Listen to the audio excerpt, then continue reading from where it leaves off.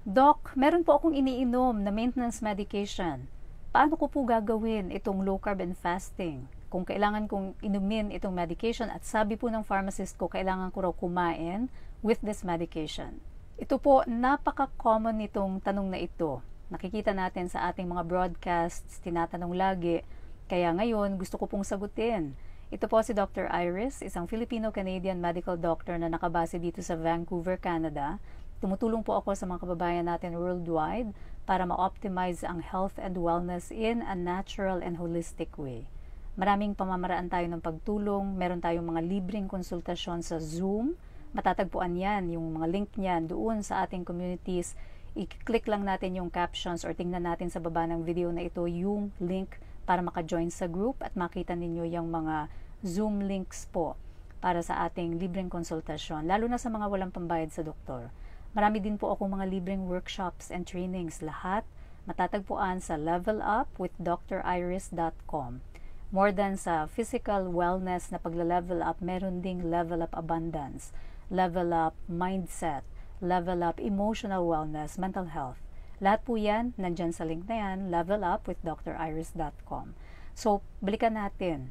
Paano nga ba itong mga tao na umiinom ng gamot at sinabihan ng pharmacist, kailangan meron kang kakaining pagkain with that?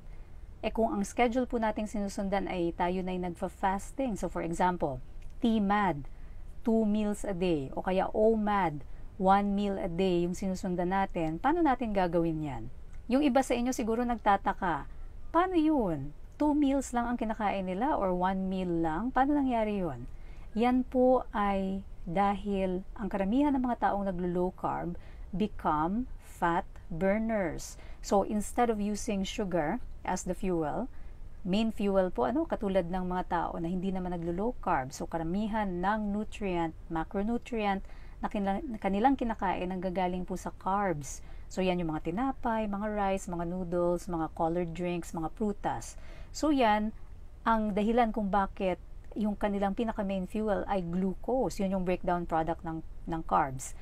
Ngayon, kapag tayo ay nag-adapt ng lifestyle na ito, kung saan low carb tayo at nagpa-fasting pa tayo, nagiging tayong fat burner. So, when you become a fat burner, you're using a cleaner, more efficient type of fuel. So, nandyan yung hindi ka na ganun kadalas magugutom. You will find yourself only really needing to eat twice a day, sometimes even once a day. So, it poses a challenge para doon sa mga community members natin na kailangan pa rin uminom ng maintenance medications kasi baka hindi pa tamang panahon na i-wean off or unti-unting tanggalin ito. Although, kadalasan, over the long term, itong mga maintenance medications na ito ay pwede talagang matanggal sa patuloy na pagsunod sa lifestyle natin. Pero paano kung hindi pa nga pwedeng tanggalin talaga?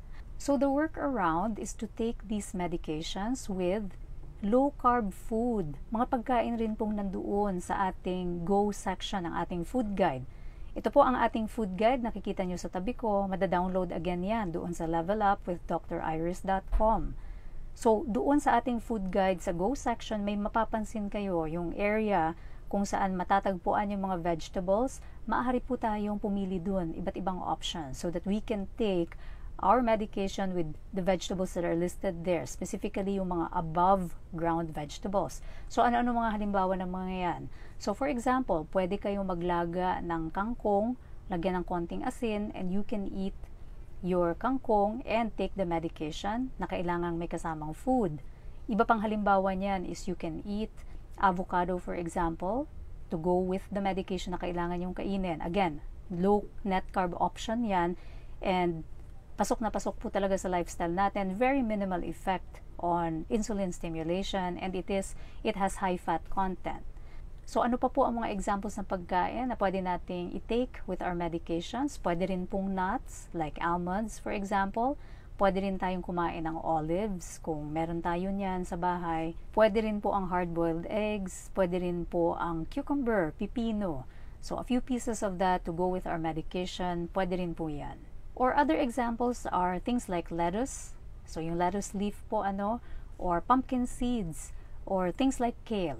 So, mamili lamang tayo doon sa ating food guide, doon sa low net carb natin ng mga gulay, and we can maybe season that a little bit, maybe Pwede nating i-boil a little bit, i-blanch a little bit, or pwede rin kaining raw, up to your preference, and you can eat those food with your medication po.